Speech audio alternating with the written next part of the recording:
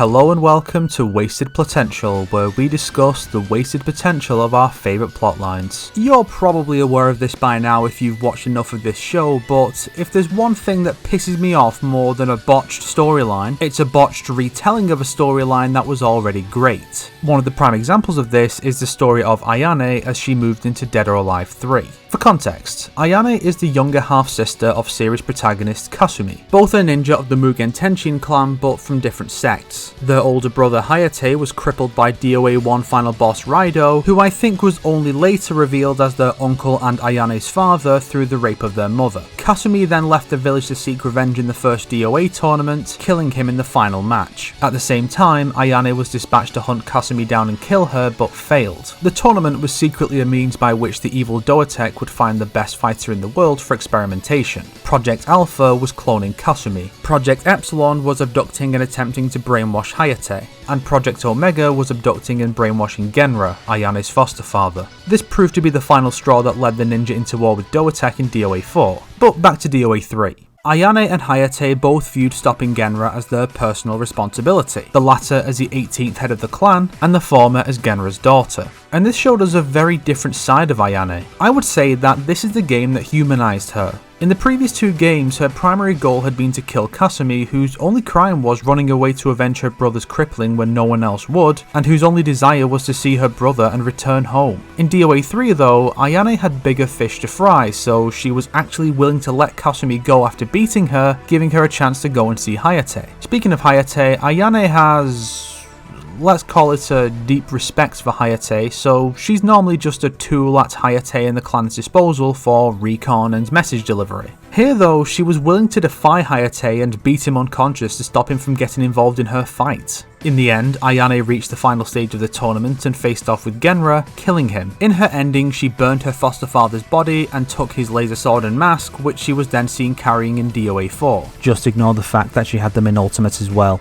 It's all really well done, and DOA 2's remake, DOA Ultimate, made this even more beautifully tragic with its new opening cutscene expanding on the backstory of the Mugen Tenshin. Ayane and Kasumi were childhood friends, but Kasumi, as daughter of the clan's leader, was treated as a princess, while Ayane was neglected by the rest of the clan. Of course, she didn't know the reason why until her mother revealed the circumstances of her birth. Other than her siblings and some old guy who may not have even been in the clan for all we know, Genra was the only member of the clan to treat her at all kindly, personally requesting her transfer to the Hajinmon sect to enter training under him. Following this, she learned of her conception and dramatically cut off her ponytail so as to less resemble her newly discovered sister, for whom a certain resentment was now building, further isolating her from the rest of the clan. With this added context, her bond with Genra and the emotion of their battle was only strengthened. It's genuinely beautiful and could be seen as a contributing factor to Ayane mellowing out towards Kasumi in DOA 4, her father's death putting things into perspective. In DOA Dimensions, a more fleshed out retelling of the first 4 games, a lot was changed surrounding DOA 3. First off, during the DOA 2 portion, Ayane is ambushed by Tengu after losing to Kasumi. She then disappears until after Tengu's defeat, whereupon she fights alongside Kasumi's clone against Hayate and Ryu due to mind control. The control is then revealed to have been placed on her by Genra, who, in this version, is actually not brainwashed by Doatek, but instead willingly subjects himself to their experiments to gain more power for reasons. This is bizarre because early on, Ultimate's intro is played unaltered aside from removing Aerosmith's Dream On, with Genra requesting Ayane to join him, but it doesn't factor into any plans to emotionally manipulate her, so it feels out of place with his heartless new persona. And Ayane has nothing to say about this betrayal. Nothing. And worse, her 2 big moments of character development are ruined. The moment where she defies Hayate as a sign of her conviction, now it's used as a blocking tutorial and a fight for Hayate, suggesting that he counters her every move and fucking thrashes her. And her moment with Kasumi is ruined because she's actively pursuing her now, just to tell her she doesn't care about pursuing her in the cutscene they lifted from the original.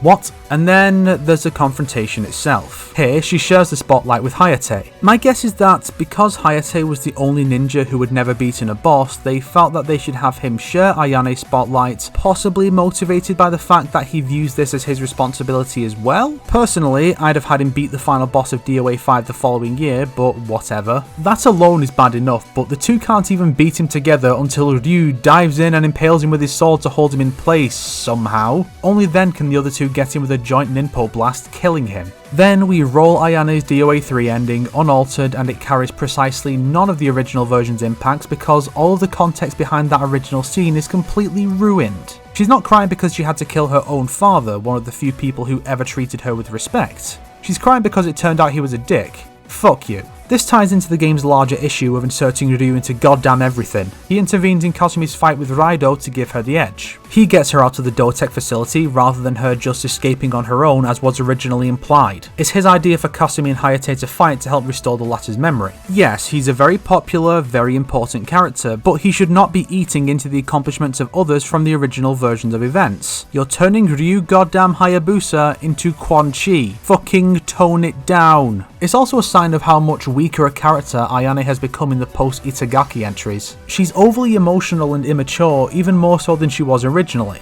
I get that she's only 16 in the original 4 games, making her the second youngest fighter, but it still seems a bit much. She tries to take Raido on her own despite the fact that he single-handedly bodied a ton of guys, including herself and Hayate, only a few days earlier. She gets mad that Hitomi assumes she's Kasumi and they fight. Her relationship with Elliot is like a tsundere crush, with her flying off the handle for no reason and childishly storming off after he pays her a compliment. In the scene where she tries to defy Hayate and fails, she can't escape the grasp of the drunken Brad Wong and actually has to call Hayate for help.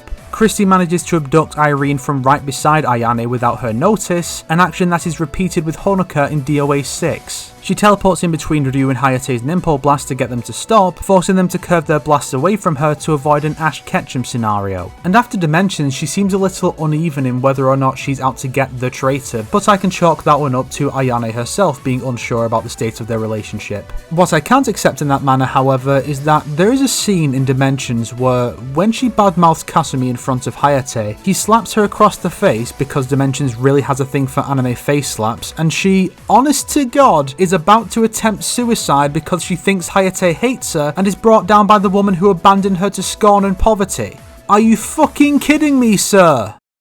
Ayane was originally an antagonistic force whose motivations became more clear over time, with her tragic backstory managing to make her quite sympathetic in spite of her attitude towards Kasumi. It was understandable even if you didn't find it justifiable. That's not to say she necessarily made total sense, of course. After all, remember that time she pretended to be the one who assassinated Elena's mother with a sniper rifle?